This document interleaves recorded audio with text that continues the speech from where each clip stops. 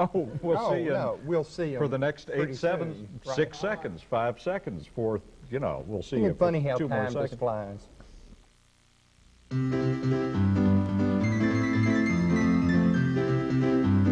Cut that back on and go back to it again. Big old onion, throw that in there. Also, your herbs and spices go in at this time. And the herbs and spices are bay leaf, salt and pepper to taste, 1/4 teaspoon of oregano, and that's all for right now. And the onions, of course. So I'm going to do that and stick that in there too and fry it a little bit. Now, I'm going for a can of coconut. I've got a lovely can of coconuts. Who was that? Did that? Merv Griffin, back when he was a youngster. Or as my mother used to call him, Merle Griffith. Merle Griffith. That's funny. I'm putting oregano and Italian seasoning in this. A little salt and pepper and a bay leaf or 2. How many bay leaves this thing got? 1 bay leaf. Now, this is the killer in mine. Any kind of salad that requires canned fruit, it's obligatory. You have to have miniature marshmallows. Oh, and it's no. a whole bag of them.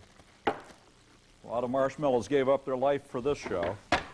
You know, I had a real interesting conversation some time ago with my barber, Mr. Steve, about marshmallows. He wanted to know where they grew. I thought they used to have a marshmallow tree out behind the studio back here. I definitely remember. But let me tell you the funniest thing. I got out Was Mr. several... Steve hitting the... Well... Was he hitting the salsa? Not really. Oh. Too bad. Yeah. No, But- he's just naturally Yeah. goofy. But anyway, I looked up the recipe for marshmallows, and it's real interesting. What's in them? Sugar. Sugar. That's about all. Sugar. Well, now, what makes it puffy and white? Oh, There's I got to don't be know. something in it that There makes was it some puffy. other stuff, but not much. But Yeah. you had to cook them and then pour it in a pan and then cut them up into the marshmallow salad. I've got a half a jar of maraschino cherries, and let me dump the rest of this juice out here so that I can put them.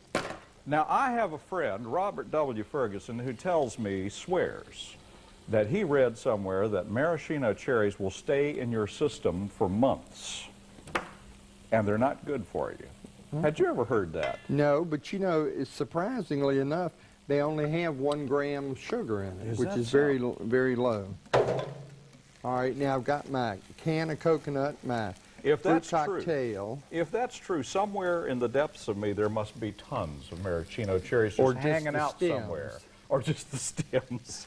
That's Where right. you were trying to learn how to tie 'em with my yeah. tongue. Yeah. All Oh, right. this smells so good with the Italian seasonings and the oregano in there. Or is Oh, it I know. I basil? wish you Yeah, hadn't it's put it in oregano. my fruit salad, oregano. though. Do what? I say I just wish you hadn't put them in my oregano. I mean, in my fruit salad. Oh, me. All right, now you stir all that. Now the fresh fruit goes in. And we go over here to these lovely Fuji apples, which are normally too expensive to use.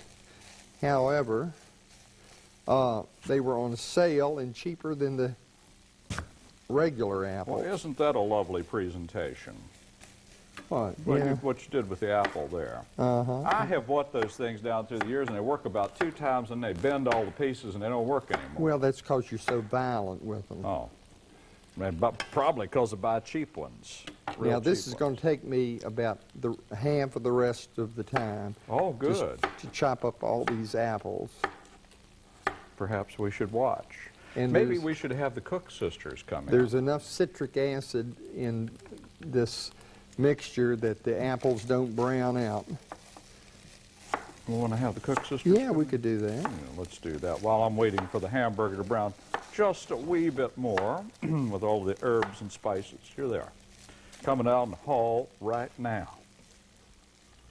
What you drinking, sis? Water. I'll bet. Oh, it's real tasty. It's got a real good flavor to it and not much color in it. Looks right blue. Matches the dress, too.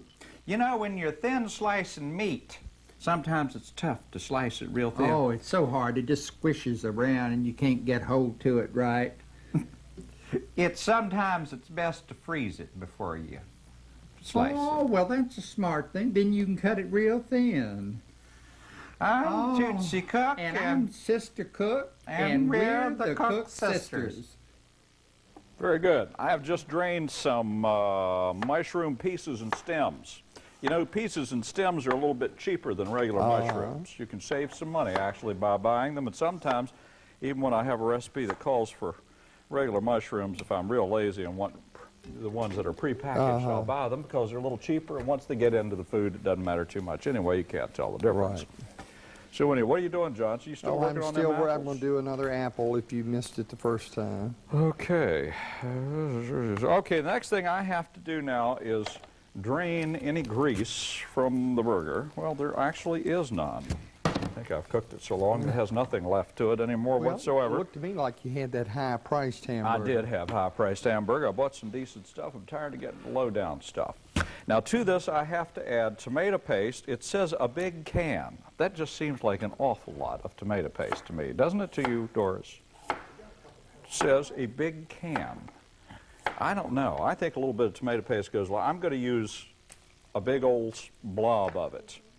And then, also to that, we have to add some chopped tomatoes. And that's more than chopped, I'll tell you. Those are crushed. They're not even chopped. I couldn't find any chopped. I had everything but. And we're also going to add mushroom pieces at this point. And we're going to mix all this up on top of the stove before we put it into our cooking plate or device. I'm going to put that in there, and I'm going to turn that off. It doesn't need to cook anymore whatsoever. And I'll be adding the cheese in a minute. That's correct. So thank you, Doris, for reminding me. She's so nervous I'm going to miss something. And why shouldn't she be? I've missed so many things down through the years. Isn't that right, Johnson? Mm-hmm. So make sure I'm you... just sitting here thinking, Mom. I know. I could just see your mind just moving slowly. But anyway, put that all in there and mix it around pretty good. Now, I have some fine, sharp cheddar over here, and I'm going to spend the rest of the program probably mutilating it and doing something with it. So I'm going to take that right now, and that's the last thing that goes in. Mighty fine, mighty fine. Is it good? Besides the macaroni, of course. I almost forgot the macaroni. I set the macaroni aside. It's been setting aside such a long time. You know, it's a shame that Larry's body and his brain can't go on vacation at the same time. That's just really pathetic. I set the things. You know, I remember that time a couple of years ago. I had a deck party at home. And the next morning when I got up and came down, I opened the oven to get something, and there was half the food that had been prepared and put in the oven that had never actually been used at all.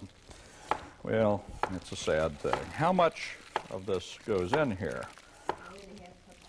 1.5 cups cubed. Is that what it says, really?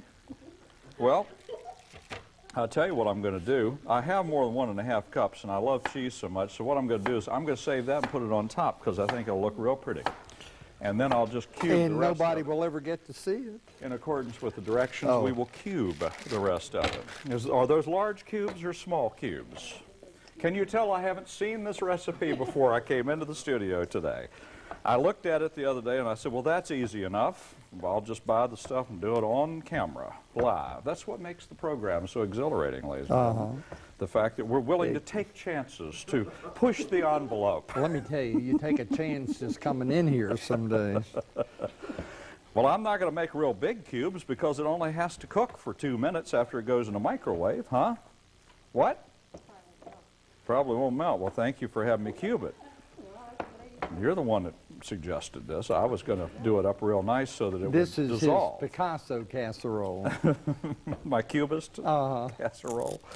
All right, now I put in 2 apples, and now I'm putting in 2 bananas.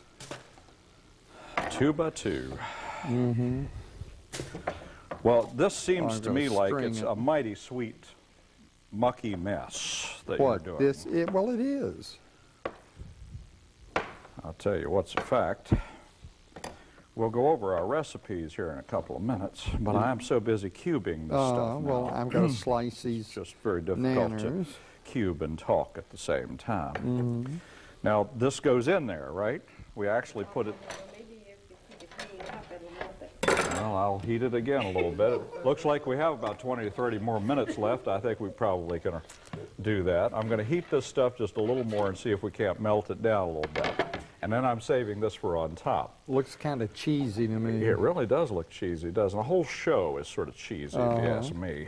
But nobody did, so I'll let it go. I'm going to give my recipe now, simply because I'm at the point where I can't do anything else. Does this go on top of the macaroni? Help me, Doris. That goes in there too? Oh, for heaven's sake. Debbie's Hamburger Goulash. 2 pounds of hamburger, as lean as you can afford. And that's what I did. It wasn't really terribly expensive. Large can of tomato paste. I don't know what that means. 1½ cup of cubed sharp cheddar cheese. 1/4 teaspoon oregano. 1/4 teaspoon of Italian seasoning. A small can of chopped tomatoes drained, optional. Large onion chopped, 1/2 cup of uncooked elbow macaroni. I've already cooked it because on the air we don't have much time. Sometimes if it's not cooked when we bring it in here, we're going to eat it raw. So I went on ahead and cooked it, but you can use uncooked because of the way it's a good while on the stove. Medium can of mushroom pieces, bay leaf, salt and pepper to taste. Yeah, I've noticed you've gotten a bigger bowl now. And I believe so too. on the fruit salad from Prentice McGuire, you need a can of crushed pineapple, a can of fruit cocktail, a small can of canned coconut, a package of miniature marshmallows, a 1/2 jar of maraschino cherries, and if you look, you'll find that they have them chopped now, and 2 to 3 large apples and two bananas. And you also need some mayonnaise, which is not listed in the ingredients, Carol, and we might have to fix that. Let's get Doris in here so she can talk about hers and tell us what's in hers while I'm melting these enormous cubes that she has forced me to do here on the air. We'll be eating those whole here in a couple of minutes. Excuse me, Doris. I have to get the Doris phone, the Doris microphone. Howdy. Oh, Welcome. okay. I had to make a broccoli casserole, so this is a pretty nice dinner, really, when you have the meat, your vegetable, and your dessert here. You came up pretty good this time. With mine, you took 2 packages of frozen chopped broccoli thawed, 1/3 cup of onion chopped fine, 1 egg beaten, 2/3 cup mayonnaise, 1 cup sharp cheddar cheese, 1 can cream of celery soup undiluted, 2 rounds of cracker crumbs crushed fine, and 1½ sticks butter melted. And you mix it all together. You mix all the vegetables and stuff together, and then take the cracker crumbs, put it on the top of it, and then drizzle them 1½ sticks of butter on it. And that is what it looks like. Ooh, It looks like it'll beautiful. be pretty good. I made it earlier, and when I got it out of the stove, of course, it was had a crunchy top on it because that was a couple hours ago. And it might not even be warm now.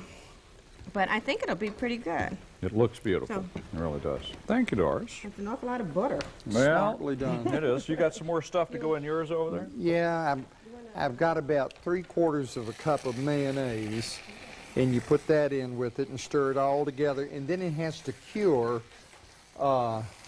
overnight or for at least half a day. So if you're going to serve this at dinner time, you need to make it right after breakfast. Okay, I have to add my macaroni, which I almost forgot, which is now turned into a gigantic glob.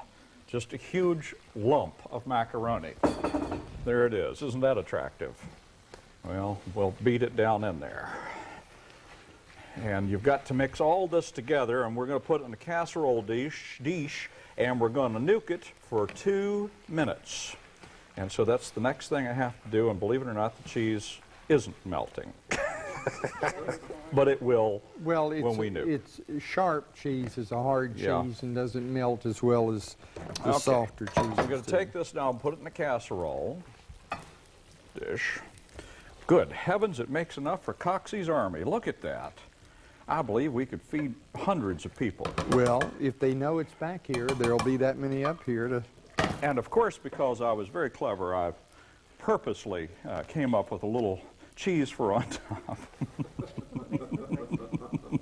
Well, I think it's a nice touch, ladies and gentlemen. Now I'm going to put it in the microwave oven for 2 minutes. Go ahead, Laban. Well, this salad, it's good to start out in a big bowl. This is the hint from Laban and Larry's Test Kitchen.